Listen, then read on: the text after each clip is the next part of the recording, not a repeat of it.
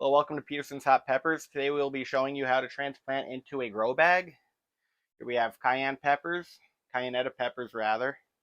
There are a variety of cayennes. They are more of a shorter, bushier plant that end up producing a lot of pods by the end of the season.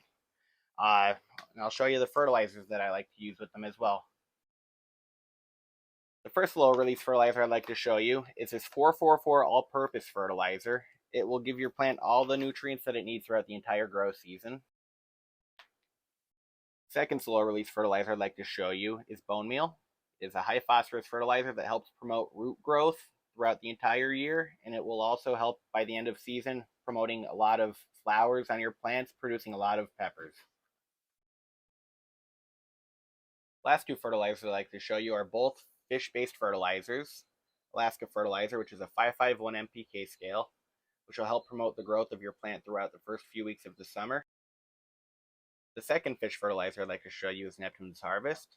It is very low on the NPK scale. It is a 231. So I will try to use this towards the end of the season to help promote more flowers. This is my cat Mowgli, and he's going to help us plant these peppers today. First thing we're going to do is we're going to put 2 scoops of the all-purpose fertilizer, which is 2 tablespoons, in your pot that you're growing in. And then 1 scoop of the bone meal, 1 heaping scoop of the bone meal, which is about 1.5 tablespoons.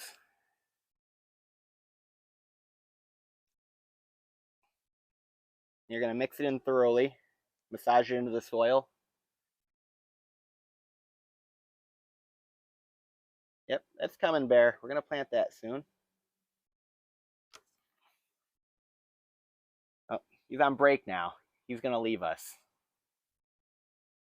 So what I like to do when I start planting is I make a little nook in the soil, dig it out a little bit, put your pot inside the soil so that you can end up popping your pepper out, and it'll fit right in perfectly.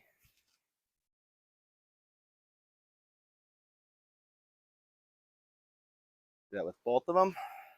Give them a little bit of space between them. Now these are 7-gallon grow bags, so I got plenty of room in here for root growth. I'm not worried about them crowding upon each other. In smaller grow bags, you could probably only get away with putting 1 pepper in.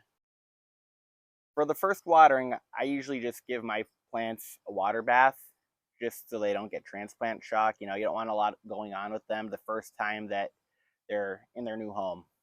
So I try to eliminate as much as possible. Slow and steady wins the race usually. About a week after your plants are in their new home, you can start slowly feeding them a liquid fertilizer.